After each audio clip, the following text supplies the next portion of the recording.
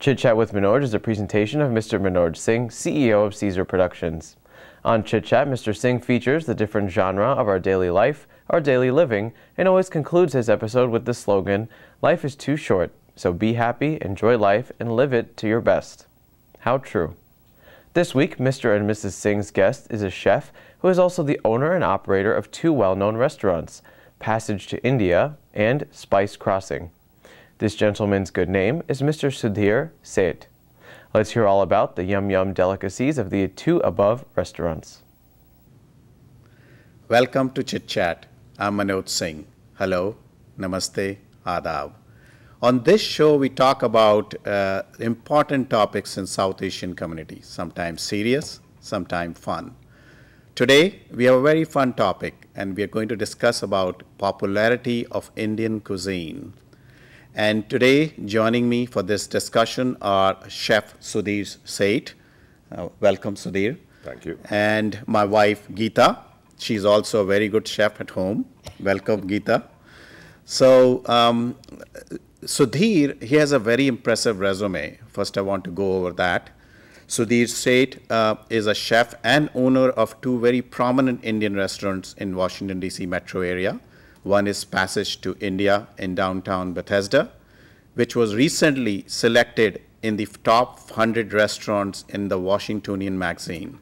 Second, Spice Crossing. It's in downtown Rockville, very good ambience, and their Friday night karaoke is a super hit. I think I'll recommend all of you to attend that. And so Sudhir, he started off, he graduated from Hotel Management Institute in Delhi at only age 18. He joined the Taj Group of hotels and was trained under Chef George Hamilton, formerly a chef at Buckingham Palace, London. Then after that, Sudhir was trained by Chef Paul Bocuse in French Nouvelle Cuisine. Then Sudhir went to Dubai. He was with the Sheraton Hotel. After that, he came back to India and joined again the Welcome Group of the Sheraton Hotels in India and had the opportunity to serve Her Majesty Queen Elizabeth. Everything sounds so good to me. And then Sudhir came to US and he was the chef at Bukhara restaurants in New York and Chicago. Then he moved to our area, Washington, D.C., and he was the chef at Bombay Club Restaurant. Everyone knows that. He got the opportunity to serve many celebrities, including President Bill Clinton, and we all read about it in his fascination for Indian cuisine. So, myself and Geeta, Sudhir, we love to cook. We watch, religiously we watch Chopped. And one of the judges is Manmeet Chauhan, you know her. And recently, two of very young Indian chefs, Palak Patel and Anup Joshi, actually won the show.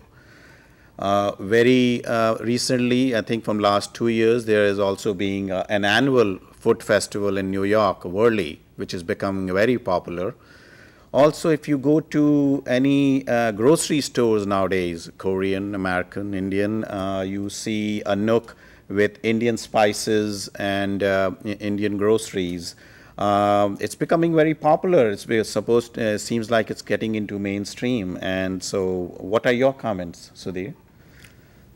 I think, first I think it was the Chinese cuisine which invaded this place, then we had Thai. I'm sure before Chinese it was Italian, of course. Then came the Thai. Vietnamese also made forays, but I think in the last 20 years or so, I would say Indian cuisine has really made forays over here now. And we have a considerable number of innovative Indian restaurants which have come up, I would say, in the last 10 years at least. Before it used to be mostly, I would say, mom and pop ventures. I think any cuisine makes forays that way. Eventually, professionals got into it. And I think today what you see on the scene, especially in Washington, D.C., there is Indian restaurants sprouting all over the place, and nice ones run professionally with really great Indian dishes being brought to the forefront. Like yours. Yeah, and more we are seeing fusion cuisine, a lot of Indo-Chinese, Indo-American or something like that. I mean, even Manmeet is, I think, touring the whole US doing a display of fusion cuisine from each state.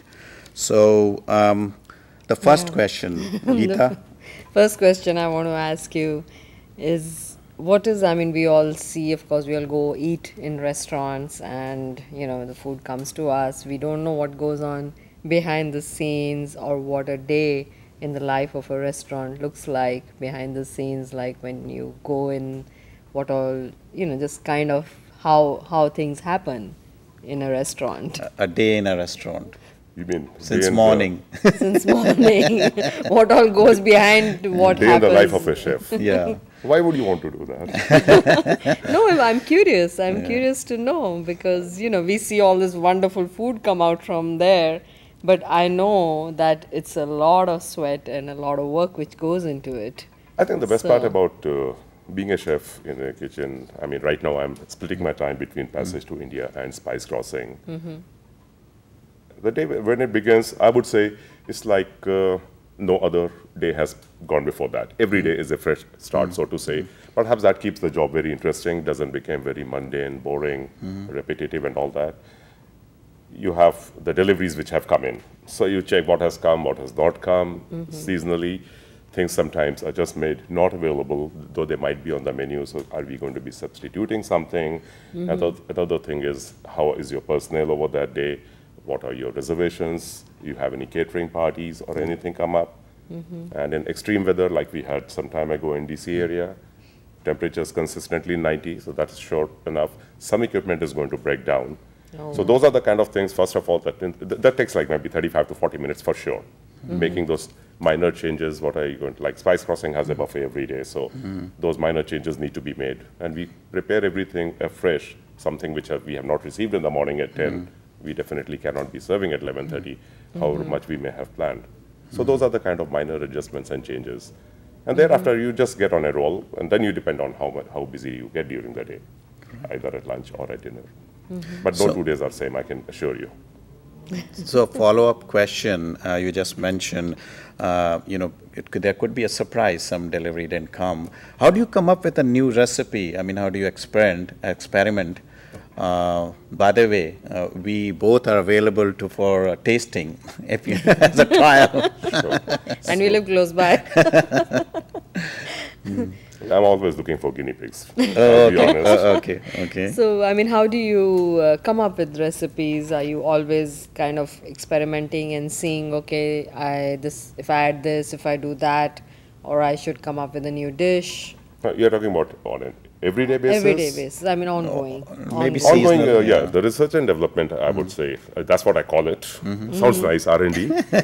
But I am a great fan and a great believer in that whatever we have had in the past, these, like in the Indian culture and the Indian subcontinent, these are recipes which were developed over the last 5,000 to 6,000 years. So instead of, and I'm not a great fan of fusion, so to say, because sometimes fusion just is amalgamation of 2 or 3 things coming together with absolutely caution thrown to the winds. Confused, yeah. Making no sense. Huh? I'm a great fan, like I said, anything which has been already truly tried over a number of years, and why change that? The basic challenge remains. It's a vast country, huge amount of recipes coming out from every different place. What remains, the biggest challenge in that is, how can you take up something which tastes so good at home when mother or wife prepares it at home, and then you try to do it in the restaurant? It just does not work, because now you're looking at things which have to be prepared in the right amount. Great part about eating at home, mom cooks, you finish it off, and it's done. Here you have to make sure that you have at least enough so that you have brought it to a certain stage from where you can just finish it. So every domestically prepared dish, however great it may be, cannot be transferred directly onto a commercial platform, so to say. It cannot be viable. Okay. I have this huge list of things as I traveled all across India. All my friends who were chefs, or not chefs also, whoever I met, I would go to their houses, eat whatever their mom, grandmothers, or aunts, sisters, whoever was cooking, I would badger them. And my dream is, all those maybe 10,000 small slips of papers that I have, one day I'm going to put them all together. I don't know whether I'm going to get a chance or not.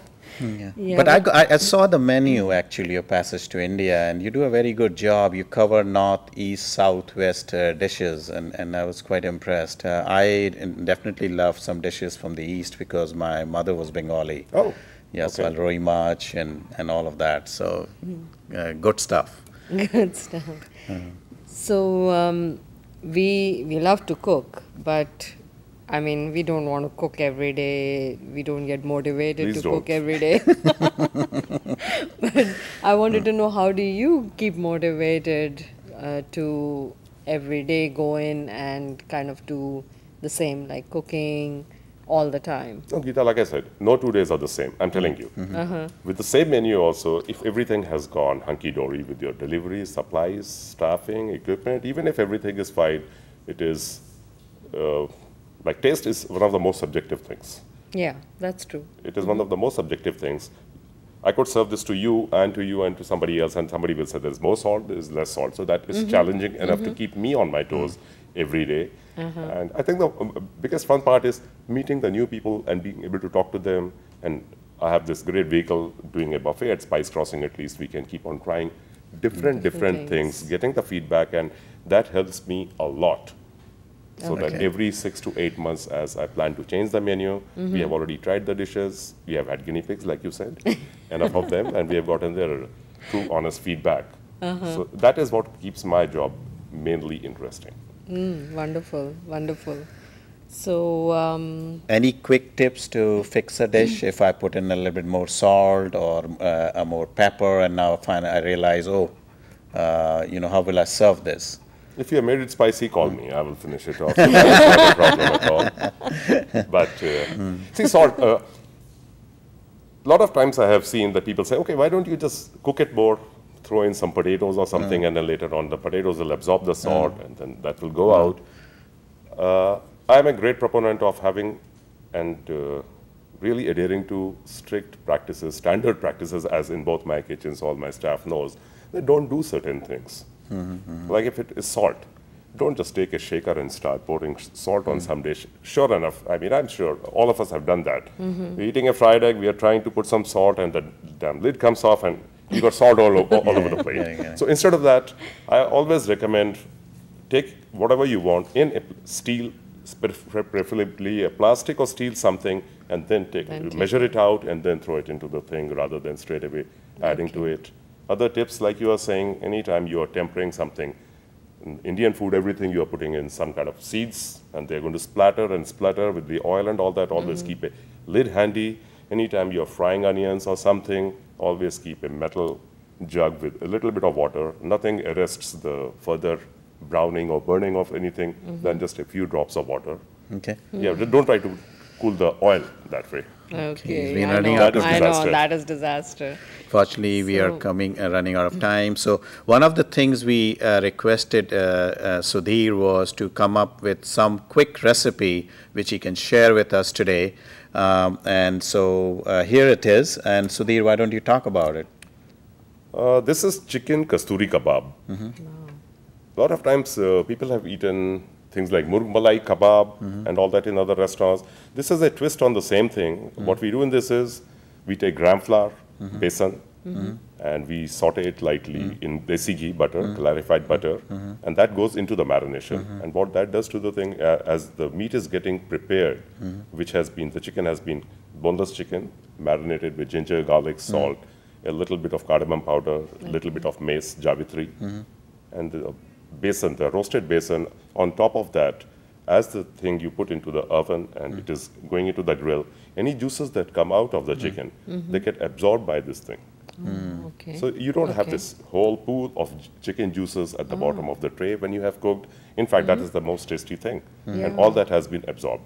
Plus, it gives a slight nice crunch on top of that. Very easy, can be cooked in the oven. Of course, it will not have the same taste and the grilling marks. Unless you have a convection oven and you can skewer everything, put it on a tray, and then you will get 99% the same thing as a tandoor. Okay, good. Why don't you try that? Yeah, Great, we are going to try it. And Yeah, so, I'm dying to try it. yeah, I know, I'm already hungry. So you heard it, chicken kasturi kebab. Wow, the name itself sounds so fancy to me, and I feel hungry. Yeah. So we are going to do that. Thanks for joining me. Thanks for Sudhir joining me today. Thanks Geeta, and thanks to all of you. Please provide us feedback. Please also let us know what topic you'd like to talk about in this show. Bon appetit, goodbye, and all the best.